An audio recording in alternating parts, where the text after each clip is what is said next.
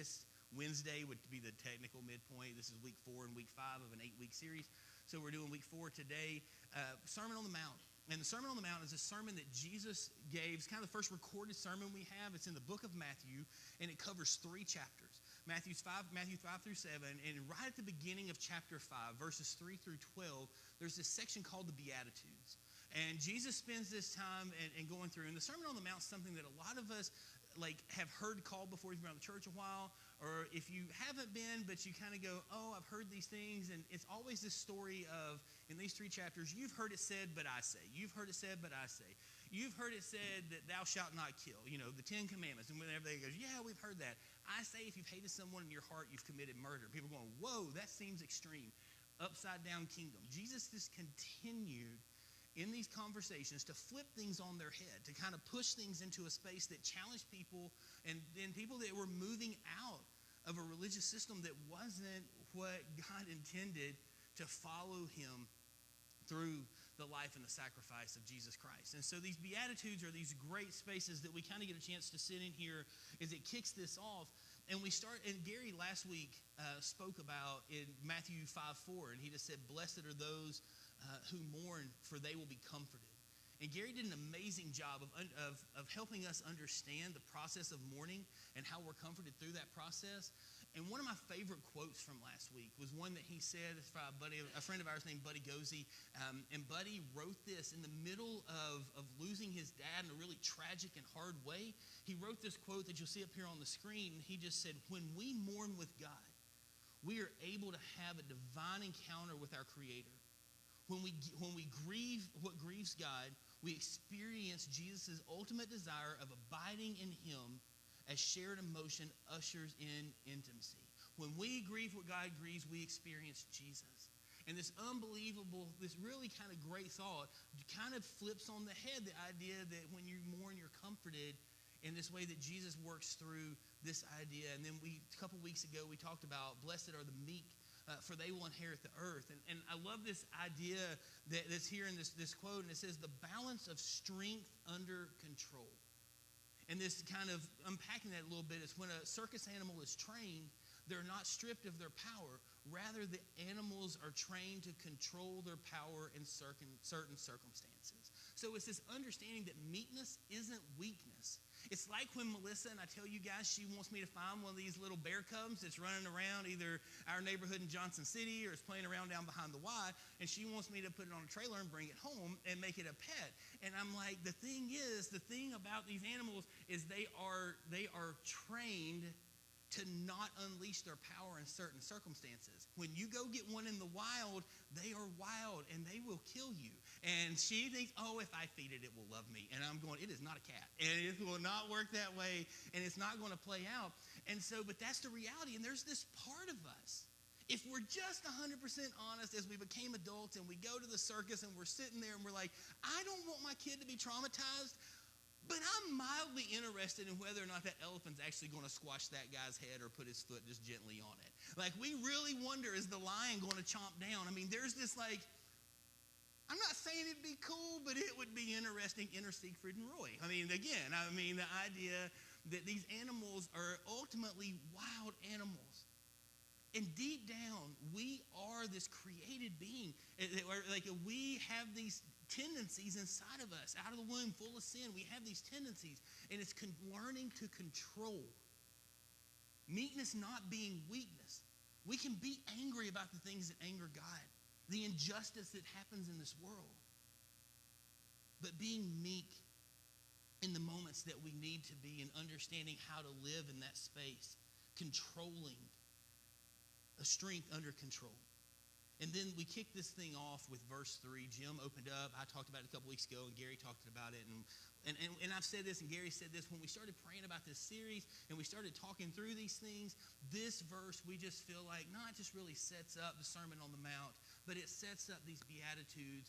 And it just, as you see it, it works through every part of what this is about. And just blessed are the poor in spirit, for theirs is the kingdom of heaven. And it's this idea that you're going to see in this next slide here, that being poor in spirit is understanding that we don't possess the ability to live a life that the Creator desires for us on our own. has to be 100% dependent on Christ. And it's like Gary said last week in John 15:5, that apart from me, you can do nothing. And when Jesus says that, when John is writing those words of Jesus there where he's speaking, it's absolutely nothing. It's 100%. And I know that doesn't always seem fair, and it seems like, oh man, I've got to be able to do something, because isn't that what we do? Don't we control? Like, don't we want to look at it and go, I can fix this, I can handle that, I can grab here? And these ideas and these thoughts of how we do that, it just goes against that we are to be 100% relying on Christ and on God and what he does through the work of the Holy Spirit in our lives. And I love this quote as I was continuing just to kind of prep through these things. I ran across this quote that I think really sums this up and drives us into this week's verse. And it just says, the individual characteristics of the Beatitudes are not self-produced, nor can we simply learn or emulate them in an attempt to bring them about in our lives. They are products of a life energized by the Spirit of God. So it's exactly what we just talked about. Like, we want to go, oh, okay, blessed are those who mourn. Okay, how do I mourn well? I can fix this. Let me read a couple of books on mourning. I'll wrangle this thing in. Blessed are the poor in spirit. How do I just be poor in spirit? How do I grab this? And we forget in the space of as we're trying to be and grab and do and hold these things, that it's not a work that's something we can do. It's 100% what that verse is saying, is that we're dependent upon God to work in that space, in that moment, and in that time. And through that, we get a chance to, we get to, through the Spirit, get energized and live and make these things happen. And so now today we're going to jump in to Matthew 5, verse 6. And it says, blessed are those who hunger and thirst for righteousness, for they will be filled. Blessed are those who hunger and thirst for righteousness, for they will be filled. I went into a dictionary, not a real one. I don't even know if I own a real paper dictionary anymore, but on the internet, they still have those things. And so I went in, and I forgot to put it up here on the screen. That's my bad. But I looked up the word righteousness, because I think that's the word. We understand hunger. We understand thirst. But when we get to righteousness, that's the big word. That's the one that we're going, okay, what does this mean? And so when you look in the dictionary, there's three definitions for this thing. Number one is acting in accord with divine or moral law. So really free from guilt or sin. So acting in accord with divine or moral law, being free from guilt or sin. The second is morally right or justifiable. And there's this like a righteous decision. There's this little bit of a sub under that one that says arising from an outraged sense of justice or morality. Arising from an outraged sense of justice or morality. And then there's this third definition where it's like righteous, dude, like Bill and Ted. I mean, it's like that type of righteousness that you go and like people walk around and they're like, man, that's righteous and it's cool. And so like slang, it's always weird to me when slang makes the dictionary. I remember an English professor going nuts because ain't made it in one time. And there's like, enough people use it, we're putting it in. And like people just get worked up. But it's weird to me when slang makes an actual dictionary. But that's kind of the third definition there. And I think that we all understand the Bill and Ted's thing. And I think on a best case scenario, normally, we're probably trying to be morally right or justifiable. But if we're really talking about righteousness, we're acting in accord with divine or moral law, trying to be free from guilt or sin. And when you start to dive into this word, and you start to look at what it says and what it means, and when you really kind of start to break down the text, and most of us don't speak Hebrew, Greek, or Aramaic. I mean, maybe there's one in here that does, so we have to kind of look back in and dig in and go. The word that Jesus is talking about is justice. So this verse would really read, and actually in the New Living Translation, when they transpose this, they said, blessed are those who hunger. They would say, blessed are those who hunger and thirst for justice, for they would be filled. That starts to change things a little bit. That starts to challenge us to look at this in a little bit different way. We start to go, okay, like I understand righteousness. I understand, like I want to be righteous, and we think about this because we think about it from being released from guilt and shame. And how many of us would love to be released from the guilt and the shame that we feel? How many of us would just love to be able to let all those go? I mean, could you imagine if you woke up this morning 100% free from the thing you did yesterday? Could you imagine if you could woke up today and not feel any guilt or any shame for the thing you did this past week? And I say that because I know we all do. I know the things that run through my mind and my heart, and the things I think about that go against and hurt the heart of God. And what I want is I want to feel free, which is why we view righteousness, and why when we read this, we see that word the way that we have always kind of known it to be, and we've been told, is that it's this rightness almost. And we want to kind of work things to be in a space that we control and we know our narrative. So when we hear Jesus say that we should hunger and thirst for righteousness or justice, I mean, we're all in because we want freedom. And if Jesus is our justice, we're ready for, we want this freedom. We want freedom from our sin and our guilt and our shame. And here's the tension. We want that same freedom for everyone else in the room. We want it for the people we work with. We want it for the people across the street.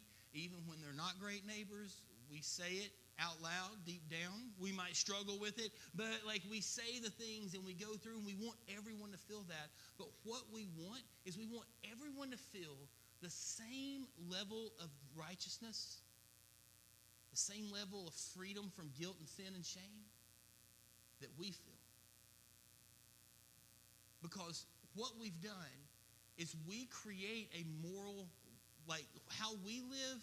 God, I know I sin, and we don't really like that word. It gets a little kind of fuzzy sometimes. That's that three-letter word there. It's just really not that great. And I messed up, or I did, and we want to kind of start to try and water down what we've done. We want to try and start to go, I know it's bad, but we look across the street. And God, what I'm doing is nowhere near as bad as what they have going on. Their stuff is so bad that the news should run it as an article. They should have it on the 5 o'clock news. They should be ridiculed in the middle of the street. They should be drug out and just made fun of and embarrassed because their sin is gross and icky. And it makes me feel uncomfortable, God, to even look upon that. I can't imagine how your heart must feel. And so we start to get to a place that we justify our sin, our struggle, our mess-ups, our guilt and shame. But we want this crazy, crazy, crazy, hard ruling of righteousness and rightness over everyone else's decisions. And there's all these stories in the Bible that walk through and talk about and go through these types of things. There's this one story, and we covered it several weeks ago, so I don't have the verses up there. And if you're not crazy familiar with this story, it's in Luke chapter 10. It starts in verse 25, and it's only a few verses. You can jump into that today, read it. If you've got questions, shoot me a text, an email, whatever, and let me know. I'd love to talk with you about it more. But there's this story, and there's this guy who is on the side of a road. And he's there, and he has been beaten, and he's been robbed, and he's just laying there left for dead. And there's people that are walking by, and they see this guy. And no one stops and does anything. And there's this one guy that walks up, and he actually stops, and he sees the struggle, and he sees the problem, and he sees what's going on there, and he's like, I need to help this guy. And all of us are going, well, absolutely you should. And how bad are those losers for not stopping that just walked through a minute ago? So this guy stops, and he helps, and he gets the person, and he gets them to town, and he gets a doctor, and he gets them fixed up. And on top of that, he even takes and goes to the inn, to the hotel, the motel. I don't know what they called them back then. I don't know if it had an indoor pool or an outdoor pool. But anyway, whichever one it was, he had him there. He got him in, and he said, I want you to keep him until he's healthy, until he's well. And on top of that, don't charge him anything. Create a tab. And I'm going to take care of that. And I'm going to pay it all. I'll be back, and you just bill it to me. And when we see that, we go, wow, how generous. How justice was that. That is cool. That is awesome. Somebody that saw someone that must have looked like them, that must have mirrored their values, beliefs, and systems and everything that went on. How cool is that? Because nobody would do that much for someone who's different, for someone who's not the same, for someone who isn't exactly like them. And then we find out, if we start reading the story and it goes just a little bit further, they call it the Good Samaritan, so our assumption would be is that it's a Samaritan that's there, but it's not. It's a Jewish man. And if you don't know, the Samaritans and the Jews were kind of Romeo and Juliet type stuff. You know, this is a little West Side Story. They're going to start singing. I don't know why I'm quoting Broadway and theater here, but but it's these battles and these tensions, and everything's like right there, and they don't like each other at all, and everything they do is opposite. And I'm better than you. No, I'm better than you. And there is nothing about this that makes sense. Because actually, if the Samaritan would have went down the street and what he would have said and what he would have done, if he had walked by, and maybe he didn't just walk by, maybe he goes over and looks and sees if there's anything he can take, any dignity he can rob from this man who's laying there about to die. And he goes into town and he's sitting around with his buddies later that night and he tells them what happened, and they're going, good for you, that is awesome. That's exactly what they deserve. That's justice. Because of how they live, how they think, how they feel.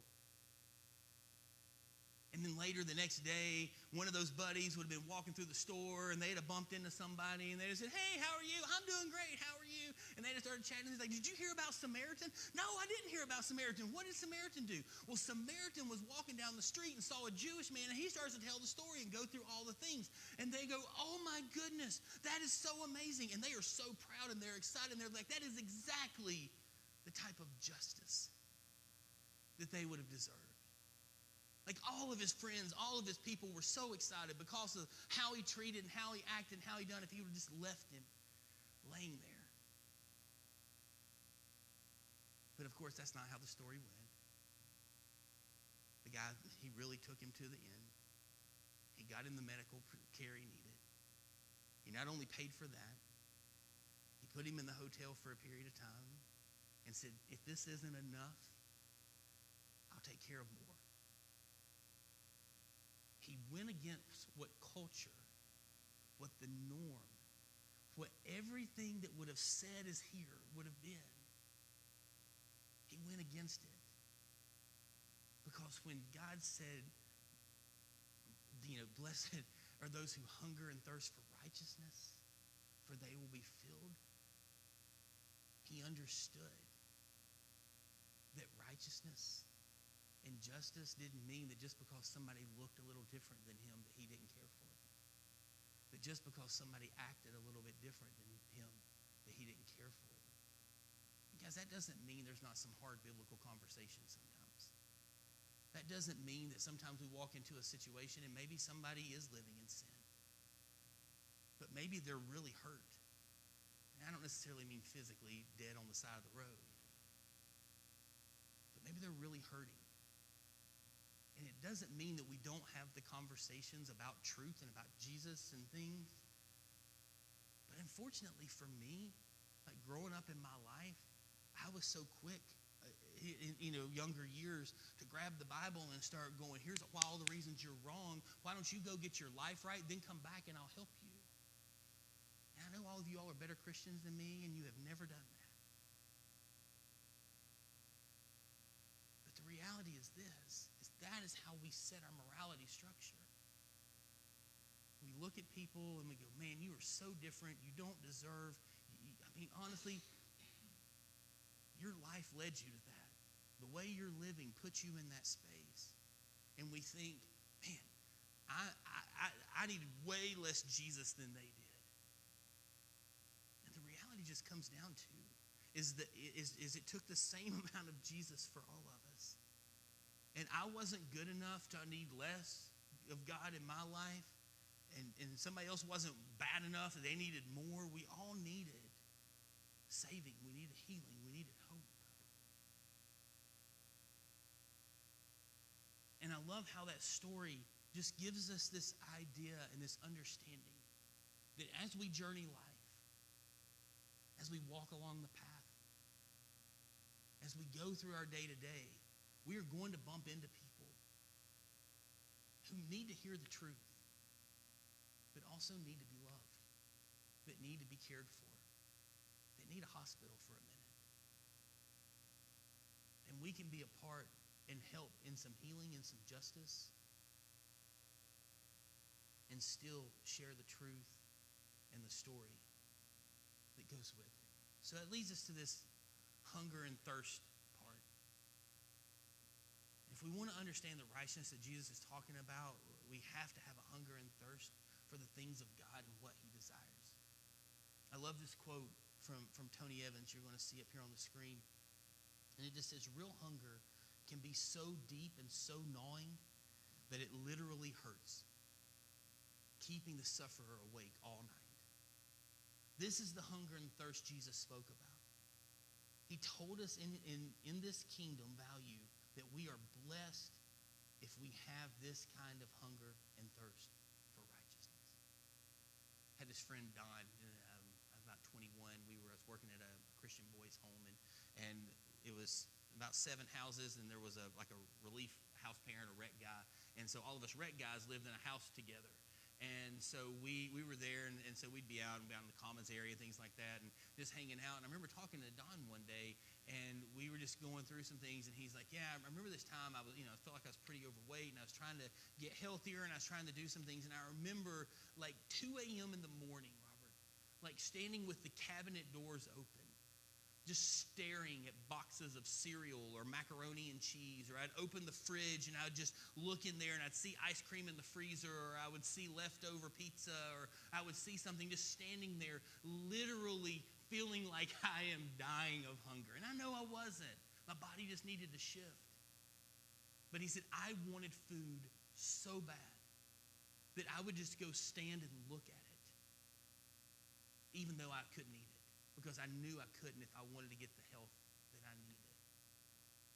It is only in that moment, in that space, and in that intensity, when we hunger and thirst for the way of God so much that we are willing to stand and lean into the cabinet and to look and to peer in, dying to know what his word means and what it says and how we can live that.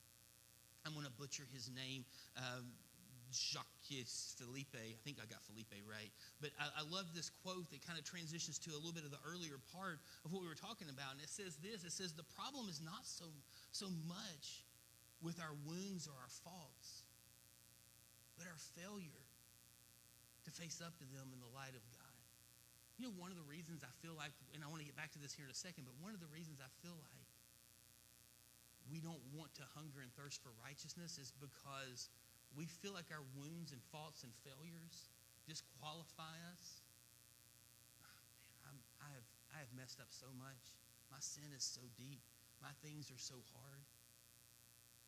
So far from the heart of God. There's no way he could want me. So I'll just sit over here and I'll do my best to look like Jesus. But I'm not going to go all in there, because I can't face them in the light of God, because God would never want me with the broken that I am. And the reality is it's because we're broken that God does want us. It's because of what we've done that he sent his son. The guilt and the shame and the hurt and the things that we sit in. He sent Jesus to pay the price for all of those things. And our life and our responsibility is to hunger and thirst for him. And in that, he helps us to understand what justice, righteousness looks like. So where do we go from here?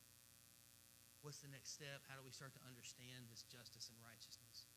I was talking to one of my kids this weekend, and we got to a big Bible conversation. I wish I could tell you we did that more, but this was just this one time. It's not like we do this every day. Like, oh, wow, Robert just drives down the road with his boys, and they just talk the deep things of Jesus. No, we do not.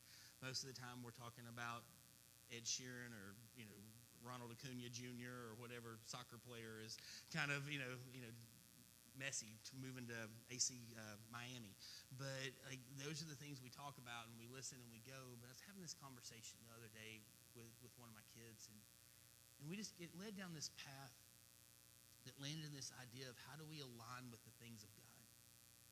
And there are these verses in Romans 12 that if you've been around the church any time at all, Chris, he was the campus pastor right before me and still speaks some here and things like that, and a big part of our family here. And he uses these verses a lot, and so I know if you've been around as Chris was pastoring and leading us here, you've heard these. There's these verses that are up here on the screen, Romans 12, 1 and 2. They just say, therefore I urge you, brothers and sisters, in view of God's mercy, to offer your bodies as a living sacrifice, holy and pleasing to God. This is your true and proper worship. So, look at verse 1 there a minute. Offering your bodies, hunger and thirst, this living sacrifice, holy and pleasing to God. When we are consuming so many things that go against the heart of God, and we aren't leaning into the things that are allowing us and causing us to pursue and love Him, we're not offering holy and pleasing. We're just offering whatever leftover or whatever we've got that's there. And sometimes it's even from a really hard and dark place. And God wants us to come to Him where we are. But what He's desiring for us is in view of God's mercy, again, God's mercy through Jesus, to offer our bodies a living sacrifice. And then I love verse 2. Do not conform to the pattern of this world.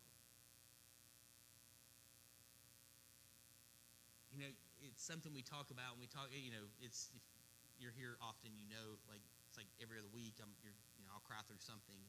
And it's the emotion side of the fact of that as I'm living this and I'm trying to do and I'm trying to go, I constantly think about the pattern of this world and the things in my life that I need to look at, that I need to not conform to. Exactly what the Samaritan did, because all the world said, this is what you should align to. This is what you should conform to. This is how you should be. Don't conform to patterns of this world, but be transformed by the renewing of your mind. Then you'll be able to test and approve what God's will is, His good, pleasing, and perfect will. The only way we're going to be able to truly hunger and thirst for righteousness, to really pursue God in the way that Scripture wants us to, is to transform our minds. It's to change our thinking. There's so many moments in Scripture that we see the men and women in these stories that it required them to change their thinking. And we feel so beat down because our thoughts are over here and the way of God feels over here, and we know that we're off, and whether that's sin or whether that's ignorance or whether it's a million different things that keeps us over here. Maybe somebody preached a sermon 30 years ago and we never really investigated it, and we heard that and we trusted that person and we've taken that word and we've righteousness means righteousness and be right, and that's kind of how it was preached.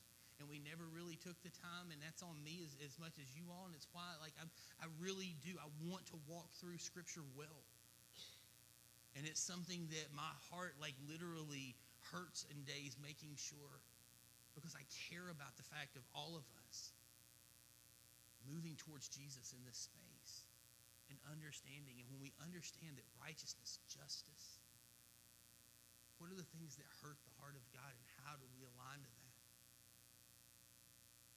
I just know in my life, and I can't speak for you.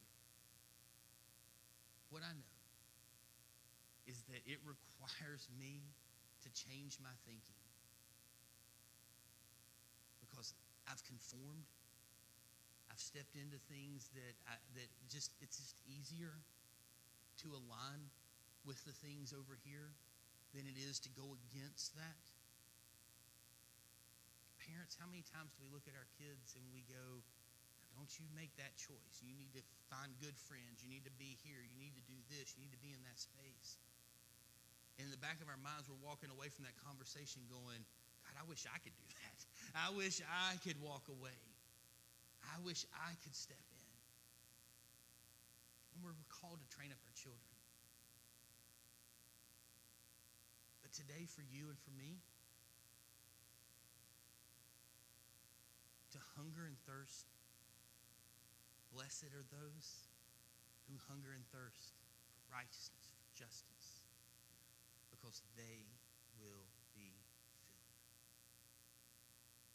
If we feel like we are empty, and we are standing at the cupboards of faith, and we are just peering in and going, I'm starving, I'm starving, I'm starving. The question we might have to ask is, have I conformed? Am I leaning into the things of God? Or am I leaning into the things of self? Have I just said it's easier to grab a hold of the world? And guys, I wish I could tell you that my days and my weeks and my months were always leaning into the things of God and Jesus.